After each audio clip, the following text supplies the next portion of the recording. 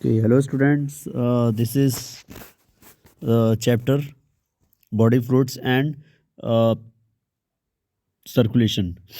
तो आज हम इस चैप्टर में पढ़ेंगे यहाँ पर डबल सर्कुलेशन। डबल सर्कुलेशन में आप देख सकते हैं ये लिखा है डबल, यहाँ पर थोड़ा मिस है, DUBLE सर्कुलेशन। ठीक है, डबल सर्कुलेशन। डबल सर्कुलेशन जो है हार्ट से रिलेटेड है। या आप इसमें देख सकते हैं जो लिखा हुआ है ड्यूरिंग ए सिंगल साइकिल। देखिए, जब ब्लड में सिंगल साइकिल का मतलब है कि जब ब्लड फ्लोज होता है हमारी हार्ट से लंग्स में, ठीक है, तो उसी को बोलते हैं एक साइकिल जो होती है। ठीक है, ये अभी पिछले वीडियो में हमने देखा था। During a single cycle blood glows twice in the heart.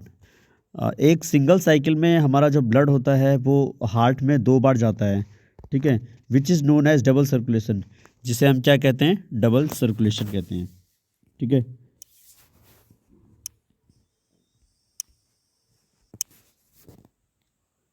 Double circulation कहते हैं।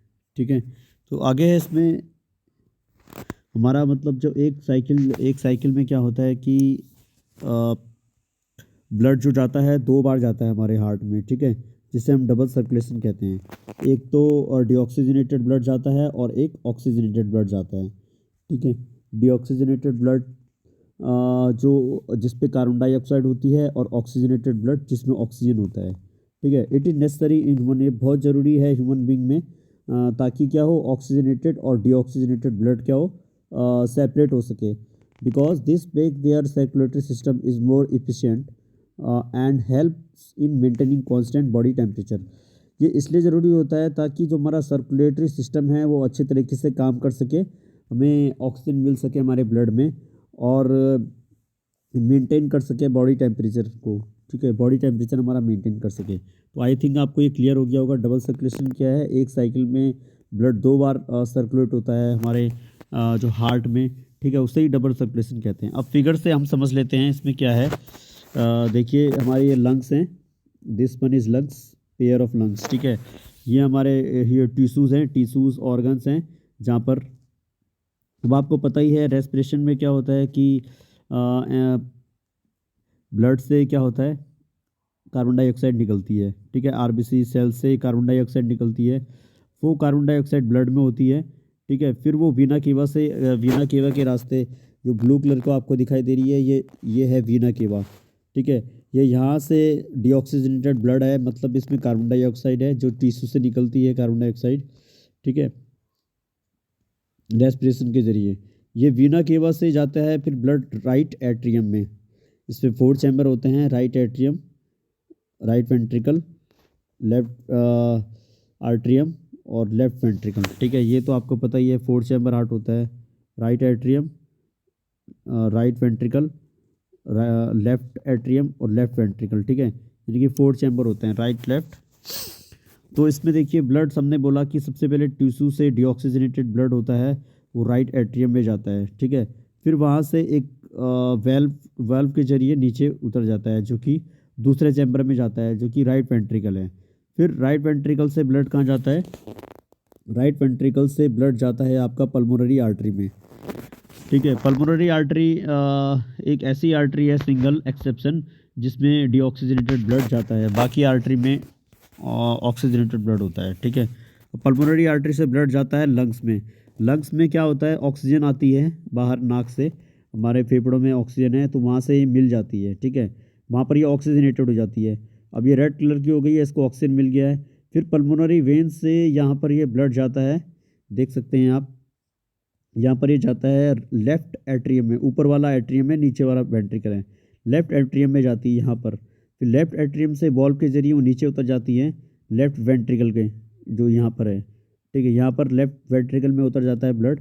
फिर यहाँ से ये आप देख सकते हैं direction of flow of blood यहाँ पर है। ठीक है, लेफ्ट एट्रियम से जाता है पल्मोनरी वेन से, फिर दोबारा टिश्यू में पहुँच जाता है। ठीक है, यहाँ से आप फिर दोबारा यहाँ टिश्यू में पहुँच जाता है, टिश्यू को ऑक्सीजनेटेड ब्लड मिल जाता है। फिर उस पर रेस्पिरेशन होता है हमारे सेल्स में, जब हम खाना खाते हैं तो उसका ऑक्सीडेशन होता है फूड का, फिर उससे कार्बन डाइऑक्साइड निकलती है, फिर कार्बन डाइऑक्साइड ब्लड फिर वीना केवा में जाती है। ठीक है, इस तरीके से ये राइट एट्रियम, राइट वेंट्रिकल में जाके फिर पल्मोनरी आर्टरी से लंग्स में, फिर लंग्स में ऑक्सीजन मिल जाती है, फिर पल्मोनरी वेन से लेफ्ट एट्रियम, लेफ्ट वेंट्रिकल, और फिर यहाँ से फिर से ये दोबारा टिश्यू को मिल जाती है। इस तरीके से ये साइकिल चल रही है, यानी कि एक बार सिंगल साइकिल में 2 बार हमारा हार्ट में ब्लड जाता है, ठीक है। तो इसी को ही बोलते हैं डबल सर्कुलेशन। तो आई थिंक आपको डायग्राम के जरिए भी क्लियर हो गया होगा। तो ये डायग्राम भी इम्पोर्टेंट है। ओके, अब हम पढ़ लेते हैं इसमें नेक्स्ट कार्डियक एक्टिविटी।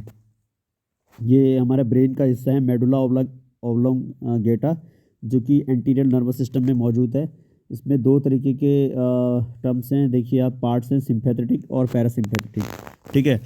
जब हमारी हार्ट बीट इंक्रीज होती है तो उसको सिंपैथेटिक कहते हैं, जब हमारी हार्ट बीट स्लो होती है तो उसे पैरासिम्पैथेटिक कहते हैं, ठीक है।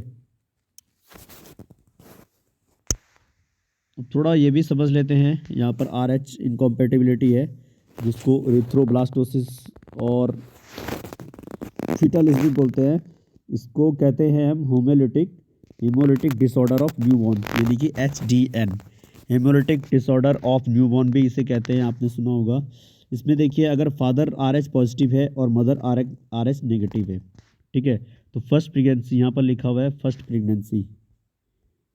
प्रेगनेंसी में क्या होगा, जब फीटस होगा वो उसके 50% चांस होंगे कि वो RH पॉजिटिव होगा, ठीक है। उसके 50% चांस होंगे कि वो बच्चा RH पॉजिटिव होगा।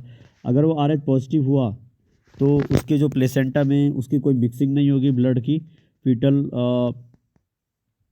फीटल और मैटरनल की, ठीक है। इसमें मैटरनल ब्लड कोई मिक्सिंग नहीं करेगा उसके साथ, फीटल के साथ, ठीक है। तो जब पार्टीशन होगा, पार्टीशन मतलब चाइल्ड डिलीवरी होगी, तो फीटल का ब्लड होगा mixes with maternal blood. Child delivery के समय क्या होगा, जो मैटरनल ब्लड है वो मिक्स कर जाएगा फीटल ब्लड के साथ, ठीक है। लेकिन प्लेसेंटा में कोई मिक्सिंग नहीं थी। तो अब देखिए, जो मदर होगा, ठीक है, अब जो सेकंड प्रेगनेंसी होगी,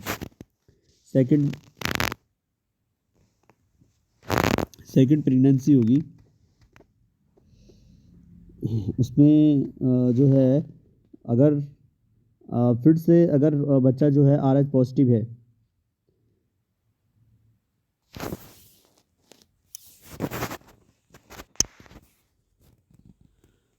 तो इसमें आप देख सकते हैं RH, ये मदर में क्या होगा, जब यहाँ पर फीटल ब्लड मिक्स कर जाएगा मैटरनल ब्लड के साथ, ठीक है। फिर उसके बाद मदर जो है RH एंटीबॉडी बना लेगी अपनी बॉडी में, ठीक है, क्योंकि इसमें एंटीबॉडी की ज़रूरत पड़ेगी मदर में। पार्टीशन के बाद ये RH एंटीबॉडी बना लेगी, ठीक है। फिर सेकंड प्रेगनेंसी में क्या होगा, अगर फीटस जो होगा RH पॉजिटिव, फिर से RH पॉजिटिव हो गया, तो इस बार जो प्लेसेंटा है उसमें भी क्या होगा, उसमें भी RH एंटीबॉडी होगा, क्योंकि इस बार मदर ने क्या कर दी है, फर्स्ट प्रेगनेंसी के दौरान के बाद RH एंटीबॉडी डेवलप कर दी थी अपनी बॉडी में। तो इस बार जब प्लेसेंटा होगा उसमें भी RH एंटीबॉडी होगा, ठीक है, और फिर वो एंटर कर जाएगा फीटस के ब्लड में भी। अब फीटस के ब्लड में भी RH एंटीबॉडी चली जाएगी, तो जो फीटस जो है उसको RH एंटीबॉडी को एक एंटीजन के रूप में लेगा, क्योंकि उसके लिए तो वो बाहरी एंटीजन है। तो इसलिए क्या होगा, उसमें हीमोलाइसिस होना शुरू हो जाएगा फीटस की बॉडी में, जिसे एनीमिया भी बोलते हैं, यानी कि उनके जो ब्लड सेल्स हैं वो टूटने लग जाएंगे, ठीक है, रप्चर होने लग जाएंगे। तो इसी को ही हीमोलाइसिस बोलते हैं, एनीमिया। इस कंडीशन को ही बोलते हैं haemolytic disorder of newborn baby में देखने को मिल जाता है, ठीक है। उसके लिए इंजेक्शन लगाया जाता है प्रेगनेंसी के दौरान, रोगैम का, ठीक है, और जिसमें क्या होता है, RBC का टूटना बंद, यानी कि मदर की जो एंटीबॉडी है RH एंटीबॉडी वो नष्ट कर दी जाती है, जिससे कि वो क्या हो, फीटल के ब्लड में ना जा सके, ठीक है, जिससे एनीमिया ना